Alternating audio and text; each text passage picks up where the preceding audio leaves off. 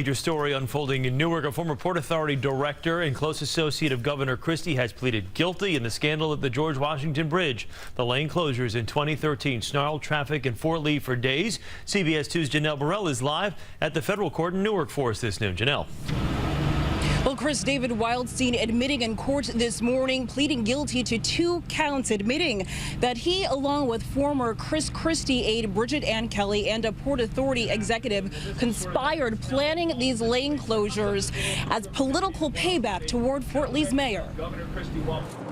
A noticeably slimmer and now bearded David Wildstein on his way into federal court in Newark this morning. The last time Wildstein appeared publicly regarding the case, January 2014, when he pleaded his Fifth Amendment right, refusing to answer questions from state lawmakers about his role in the George Washington Bridge lane closures. What you have is a major political figure who's in the middle of everything, who can tell the authorities what happened.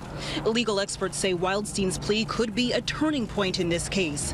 Wildstein's cooperation could lead to the possible indictments of others suspected of being part of the plan to shut down lanes leading to the George Washington Bridge, causing 4 days of massive traffic backups in Fort Lee. So Wildstein will tell what happened.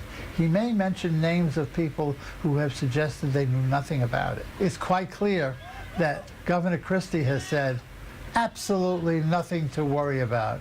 I have no fear. I did nothing wrong. I can't speculate as to what may happen or not happen. Governor Christie, a high school friend of Wildstein, appointed him to his Port Authority post. And many believe Wildstein initiated the lane closures as political payback toward Fort Lee's mayor after he refused to endorse Christie for re-election.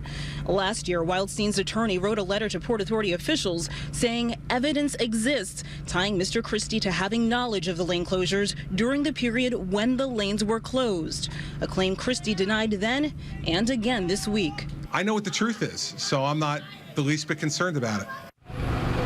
And Wildstein's attorney just came out of court saying that Christie knew all along about those lane closures as they were happening. At this point, it's not clear what, if any, jail time Wildstein may face. We are expecting to get an update from the U.S. attorney later this afternoon.